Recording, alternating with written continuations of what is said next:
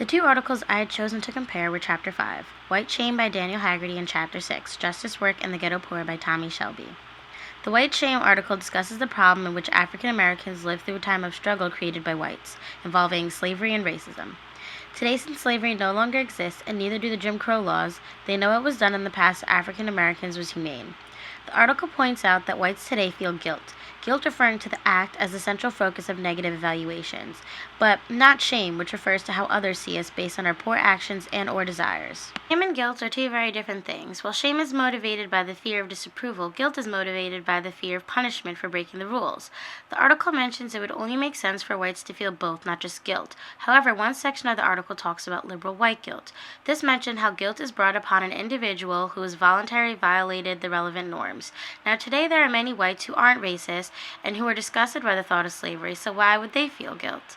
They haven't broken any rules or in fact done anything wrong except for maybe accept the white privileges, which would just bring us back to shame. The Justice Work in Ghetto Poor article talks about the existence of ghettos, which is defined as a predominantly black metropolitan neighborhood with a high concentration of poverty. These ghetto communities are developed due to the joblessness in which many of those living within the ghetto do not have a job, which leaves them without money in a community full of poverty. Some of the issues discussed is why aren't these people working?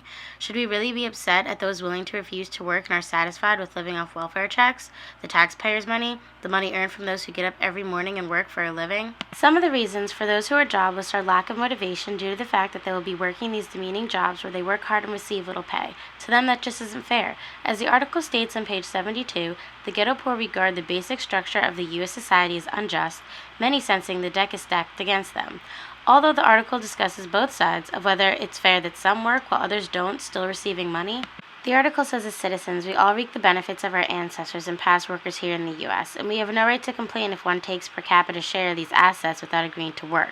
However, the article also says that citizens should not willingly burden one another by calling on the resources or labor of other citizens as a means of support, and that no citizen has the right to rely on another for material support.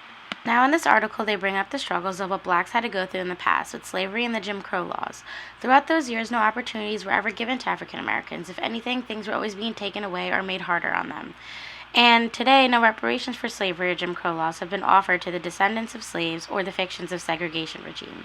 So it can be said that historical injustices, although it isn't entirely the reason for ghetto poverty, it does play a role. I'm going to relate this to the article White Shame and how although whites today played no part in slavery, racism, or the Jim Crow laws, they are tainted by their ancestors who did play a part. Taint is possible precisely because of our ethical identification is formed in part by group membership, while group identities are formed in part by the behaviors and attitudes of their members. Although whites today may not feel guilt because they personally didn't break any rules, they should feel shame. They should feel shame to know that their ancestors had done to innocent people, dehumanizing those who had done no wrong. Now, since there were no reparations for slavery or Jim Crow laws, should these middle or upper class whites really be angry at African Americans living in the ghetto poor living on welfare? Maybe there are no jobs available, or maybe because they don't want to work these dangerous, demeaning jobs, receiving no pay and working all day. Should shame play a role making this acceptable, making it okay for some citizens to rely on others for material support, because maybe it's partially their wrongdoing that has put them in this situation?